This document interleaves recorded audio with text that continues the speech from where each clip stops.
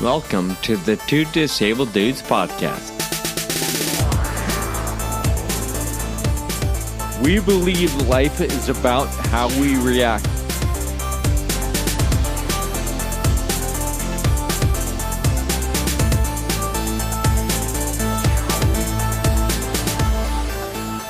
Welcome back to the Two Disabled Dudes podcast. As we get rolling with Season 7, we want to remind everyone that there's a 20% discount on our calendars right now. And all you have to do is enter the code Season7 when you check out on our store online at twodisableddudes.com. That's Season 7, all lowercase, no spaces, and the number 7. So check that out and get your calendar on our website. Sean, how's it going today? I'm doing great. I do want to just mention, though, that discount does expire at the end of February 28th. So be sure to get that done before March 1st. I'm doing well. Looking forward to another conversation today. I'm a little tired, honestly. I stayed up super late last night, like later than I have stayed up in the many years. I hung out with some friends. I knew you had some stuff going on, so we weren't going to start our normal time. Right. So I just let loose. I was up till 11:30. Party animal. I'm kidding. It was much later than that. Well, we don't have to get into what exactly you guys were doing last night. But it was mostly video games and some margaritas. There we go. Yeah. Awesome. Just like we did last episode, we have a new segment this season. It's called What Say You? We really love hearing from listeners. So, what say you?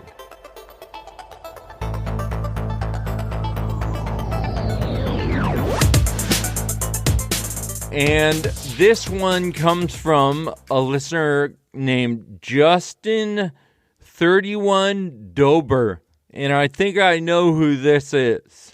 These two young men have taken lemons and turned them into Cadillac margarita. They've learned through trial and error how to navigate a world with major hurdles. Their humility and vulnerability is inspirational. I can't recommend this podcast enough.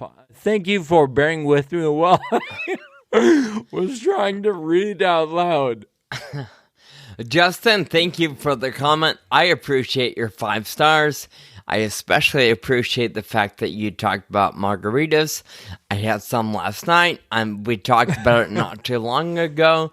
My drink of choice when I go out is a margarita. They're just delicious, fairly easy, and although hard or easy for me to mess up, they're really hard for most people to mess up, so I'm all over that. I appreciate it. That one jumped out to me. Justin, I love the fact that you talk about how we learn through trial and error, and that's something that has stuck out to me as well. Recently, I'm reading the book right now from John Maxwell, 15 Invaluable Laws of Personal Growth. And one of the things he talks about, it's like in the first law or the second one. It's right at the beginning of the book. He talks about, when he decided to go on a personal growth journey back in his 20s, he was trying to figure out the best approach, right? Trying to figure out, okay, how do I do this? Where do I begin? And just, quote unquote, wasted time trying to figure out the best way to move forward. And what he learned was, it's not about discovering the best way first and then implementing it. It's about taking action, doing something, and as you go, you'll find ways to make it better or tweak it or find ways that it works well for you. So it wasn't about finding the best way, it's about finding a way and making it better as you go. And that's paraphrasing. He said it probably in one sentence or less. That is something I'm appreciating right now, whether it be at my day job or on the podcast or whatever it is, just Just do something and you can tweak it as you go. Justin, thank you again for the comment. We'd encourage all listeners to go out and do something similar. It doesn't have to be as long. Obviously, that trips Kyle up, so you can make the review super short if you like. Thank you for taking a moment and giving us such incredible feedback. We recently had a brief conversation with a friend of ours who also lives with FA, and she has written a book. Her book, Dismantling the Disability, comes out this week, February 22nd. And we want you to know all about Erin and her book. So, here's a glimpse.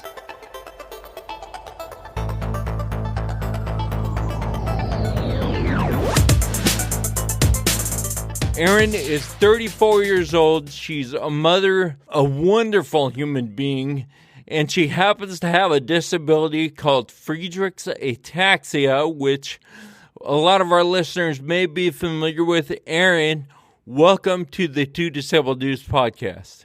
I'm so honored to be here. Thank you, Kyle and Sean, for having me. Absolutely. We're excited to have you. Erin, you have this disability, like I said, called Friedreich's ataxia. Sean and I have the same condition. Our listeners know about FA from our perspective, but we want to know about it from your perspective. How does it affect your daily life? Oh gosh, it affects my daily life in pretty much every little aspect I do. And certain things are harder on certain days. I guess if you were to ask me next week and what my hardest challenging symptom is, it might be different than what I tell you today. But something that's kind of been a little harder and challenging for me is my lack of coordination, like in my limbs, to be specific. So obviously it affects walking. So I use a wheelchair full time. And I think that is the hardest for me. And it's not necessarily the look of it. I'm over that part. Although it would be nice to like stand up and show off your outfit that way. But just being restricted is my hardest thing. Like sometimes I feel like the best analogy is like being in a corner and you're being told to like get dressed and cook and do everything facing this corner, and you're just kind of restricted there. And I think that's my biggest struggle, and just sitting all the time, like transitioning from one seat to the next. Like my body just wants to like get up and move around and do everything quicker, and the slow part of it is hard. Your bodies are not meant to sit all day.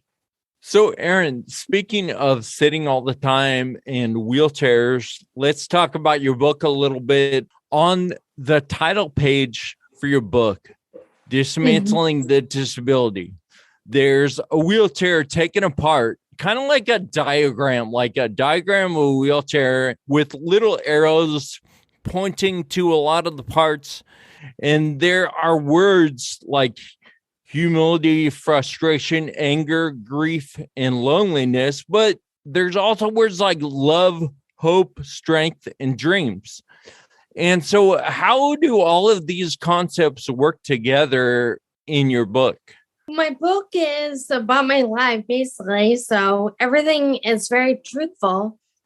And I think all those words really, really come together in describing what FA means to me. Obviously, when I was first diagnosed, and maybe even a year or two after, I had a harder time finding the more positive emotions. So finding love, finding hope, finding strength. I felt like I had to dig a little deeper for, I was frustrated and angry and sad for a little longer than, I don't know, normal. Well, I don't want to say normal person because no one's normal, right? It just took me time. But once I kind of realized that, hey, there is a lot more to look forward to in life. It might just be a little different than what you thought. It might be tweaked. but you can still have all those positive affirmations of life. You can still have a family. You can still have a career. You can write a book. I mean, you can go to school. I mean, you pretty much can do everything as long as you set your mind to it, right? But there are struggles in doing so. And I think if you just remember that there is going to be a little bit of struggle and a little bit of anger and frustration, let it feel it, just be vulnerable, let it happen. And then, okay, the next day it's like, all right, I threw myself a little pity party. Now I can get over it and see what I can do to find happiness and joy and strength and hope. And I think a little by little, I'm getting there quicker. Erin, is there a specific story from your book that kind of illustrates these concepts? So I thought a lot about this even before I wrote the book, and my editor really helped me form it into a good way for other people to see it and relate maybe. So here it is. Food for thought. What if the world was majority handicapped and the minority was able-bodied? Or what if the world was designed to support and facilitate ease for handicapped people and the able-bodied folk navigated that world? I feel this would be an apt and fertile world, one ripe with consideration for those privileged. I like it. I feel like we all have that thought when we're like, wait, nothing worked for me, but what if it was the other way? That's the dream world. Right. Yeah, speaking of, Apple produced a show called See. It's set in the future, and the majority of people have lost vision. Nobody in that world can see except for a handful of people that have vision. And they're the bad guys, or not bad guys. They're the hated ones. They're the witches, the people that, quote unquote, deserve to die. And it's been an eye-opening show to watch because the roles are reversed, in a different context, but the same idea of what you just mentioned. Erin, you dedicate the book to your son. Can you talk a little bit about what it's like to be a mom with disability? It's very challenging, but it's very beautiful. There is no manual for being a parent. And there's absolutely no manual for being a parent with a disability. So half the time, I think I'm just winging it, and I'm sure a lot of other moms would say the same thing. I guess my biggest thing is, for my son, he has not known me not to have FA. So he's grown up with me always using an assisted device, my speech being a little slower, just all the symptoms that come with FA. So I feel like he knows it, and to him that's normal. But I will say, though, that now that he's getting a little older, certain things probably do frustrate him, which I'm sure any 9-year-old gets frustrated when their mom takes 10, 15 minutes to get out the door to get in the car, and it's going to be a constant learning curve for him, I think. But I do see that it's really opening his mind to different capabilities out there and seeing the world not just black and white. There's so much out there. And to me, I like to believe that what I have is really going to shape him into being just this extreme, genuine, warm-hearted gentleman. Do you spend some energy in the book talking about motherhood and how you've raised him or how that's impacted him? Yes, so there are a few scenarios. There's actually a whole chapter of him. Wonderful. I look forward to reading all about it. I know with the book coming out any day now or pretty soon. Two. I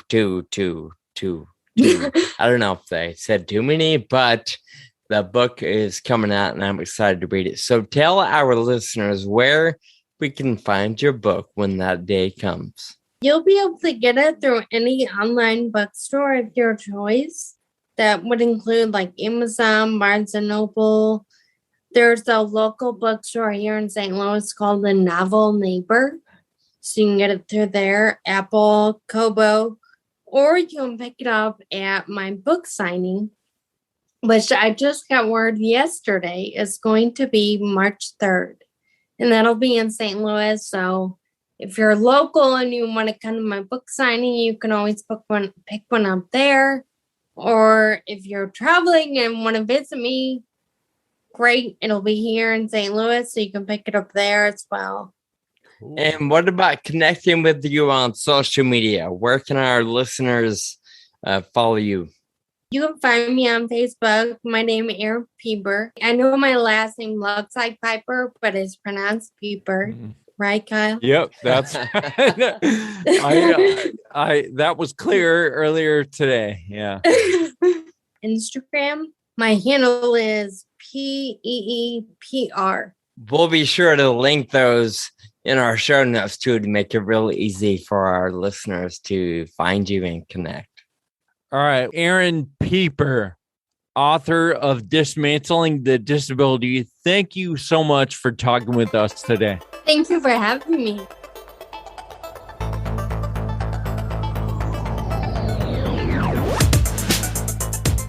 As you heard, Erin is a beautiful soul, and we know her story is going to resonate with lots of our listeners. So go out and get Erin's book and enjoy reading it and relating to her story.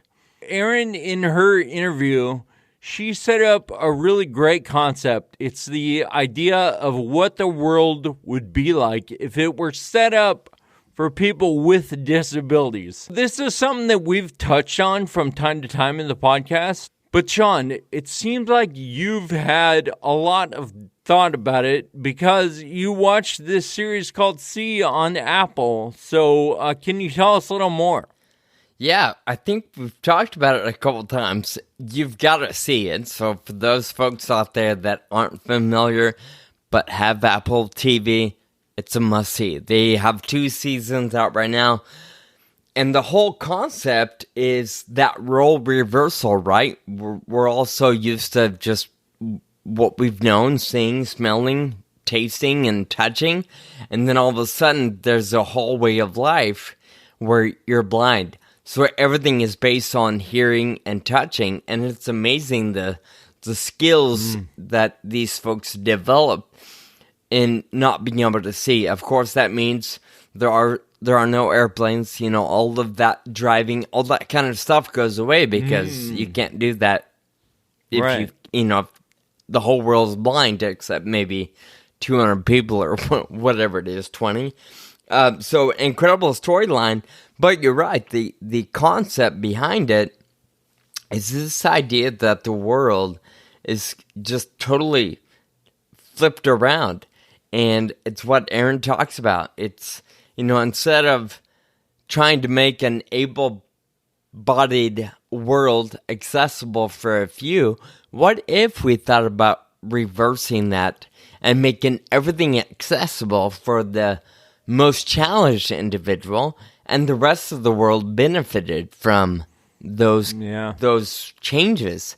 I think of our interview with Anthony DiVergello, and I forget exactly what number it is, but he talked about the curb cut and how it was originally designed to, help you with the wheelchair, but then all of a sudden, it's beneficial for everybody. Parents pushing strollers, or the delivery guy using the hand truck to get up and down the curb, or kids on bicycles. So everybody benefits from a curb cut, but it really came from this notion of people in wheelchairs need to be able to access the sidewalk.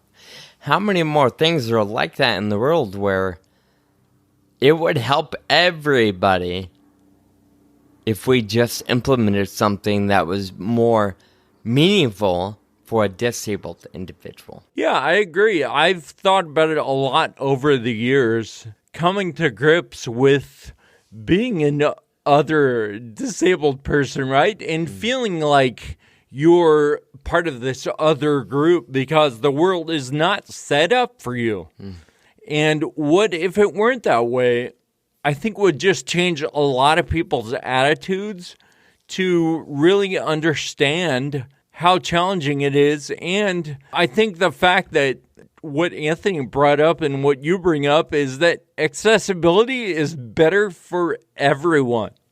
Totally. Yeah, everybody, there's a benefit buried somewhere for everybody, whether it's immediate or deeper down on some other harder to find level. I can't think of any accessibility thing that hinders life for a fully able-bodied person. I was thinking about the light switches in my house because when I got my house remodeled, I had them put the light switches lower, and it makes a whole lot of sense to be able to reach them if they're lower. And it doesn't make any difference to somebody who's standing up and going up to the light switch. Well, actually, you bring up a good point. What if you're friends with LeBron James? And I don't know how tall he is, but let's just say 6'5". And he comes over to hang out at your... Do you know who LeBron James is? I think I've heard that name before. So let's say he comes over, and that's actually... He might tweak a little bit of a backbone, not bone, but like a nerve, because he's got a bend funny, or... Like, that's quite a stretch if you're... It's a hazard. Yeah, maybe. But when you think about that, I automatically think of hotels, right? And of course, we all know, we've talked about it before. The issue with accessibility is money, right? More space, more work to do it. But in hotels, at least many of the rooms I've seen, an accessible room has 2 peepholes, right? One at the common 5-foot kind of level on the door, and one at maybe a 3.5-foot level. Yeah. So whether you're in a chair or in the seated position or you're standing, there's an option. And so maybe in a place like your house or in a public building, there are 2 sets of light switches. One 3.5 feet off the floor, and another one 4.5 feet off the floor, or I don't know, something like that. But also, I think the peephole is a good example. Like, what if there was only one peephole and it was the lower one? The 3-foot one, yeah. That would work, right? I don't know if it'd work. I mean, again, for 6'5", that's really inconvenient. But also, I'm thinking there are outliers, right? Like a LeBron James, who, if he walked into my house, he'd probably hit his head on every threshold. He probably does that anyway on every door he walks in. So there's always outliers, I guess. And for somebody who is in the average, they don't think about those outliers. And a lot of times those outliers are the people like us that have a disability, and it's a huge, huge number of our population. As we were saying, it doesn't do any harm to make things more accessible. So it would be nice if the world were thinking about that more. Yeah, especially builders or manufacturers, people that had the power to just make it a standard option on the car or a standard option on that building or whatever it may be. Yeah. I'm with you on that one. Yeah, and I guess the ADA is a big step, right? All the regulations within the ADA. But there's still people that try to cut corners all the time to save a little bit of cost here and there and not quite make it up to the standard of that accessibility. You can help me with this, and I'm sure other listeners are going to relate. I started using a rollator, a walker of sorts, last year, and I find it challenging to get in and out of public places because of a pull or a push door. No automatic option, right? I'm thinking of Starbucks specifically. I can get in, fine, no problem. I can get out, no problem, as long as my hands are empty. But if I'm going to spend money inside and get a drink, I got to hold the drink. Yeah. So it makes getting out of the building really, really hard. It drives me nuts that buildings, and this is true across retail, not just, I'm not picking on Starbucks, but they'll put a little handicap sticker on the window or the door because they have a curb cut nearby and there are handrails or grab bars in the bathroom. That doesn't make it accessible. That's a really good start. But how am I going to get in and out of your building if I'm pushing a chair or I'm manhandling crutches or a walker? And I know you and I are going to fix it, but how in the world do we make it better in the world? Yeah, that's a good question. And it's just people thinking about and taking action to implement those things. And spending a little bit extra when you have the opportunity to do it the first time. I get a remodel, sure, it might be expensive. But for the person that built that strip mall, I can't imagine. What would it be? A couple extra grand to put in some electricity and a push button? Like, I don't know what it costs, but it can't be much. That's a good point, because it's at that point, it's all about forethought. It's not really about budget, because it, like you said, unless we're wrong and it costs a whole lot. Yeah. But really, it's about forethought and like following the guidelines and really making sure that people can actually use the stuff that you build. Yeah, think about I'm thinking of Starbucks or the post office or the bank, these places that I go to on a regular basis.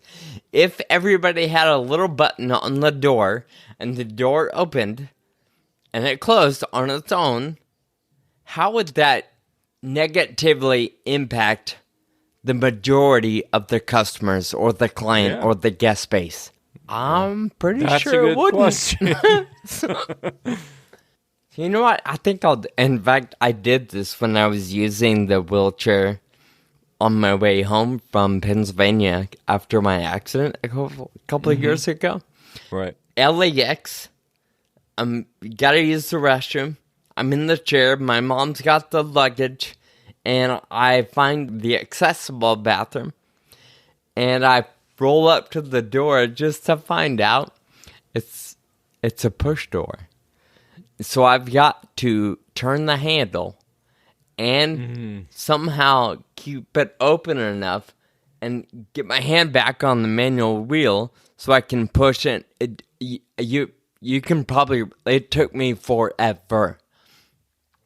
So my mom came over and I basically had her turn the camera on my phone. I haven't made a video yet, but I have video of it just not making sense. Like, what's the point of the handicap sticker if somebody in that position can't easily access the... Anyway, right. I could complain all day. Maybe I'll throw together that video and we can post it with this episode. Maybe I don't know. Yeah, that would be fun. It's ridiculous. Anyway, Kyle, like I said, I could complain about this for a long time, but let's wrap it up. Still a fun, interesting conversation to have. Hopefully it encourages some listeners to find some of that forethought or have some of that forethought when they are in a position to influence things that could make things easier for other people. Whether it be a building or a process, there's always ways to make it easier. And in my opinion, a few extra dollars is worth it.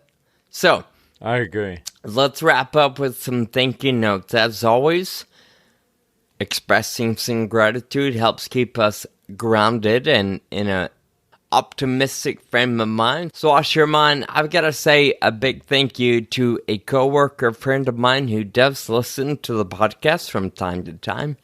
I think I've mentioned his name before, Jeremy Jones, somebody I have the pleasure of working with. He recently got me a pretty awesome Christmas gift.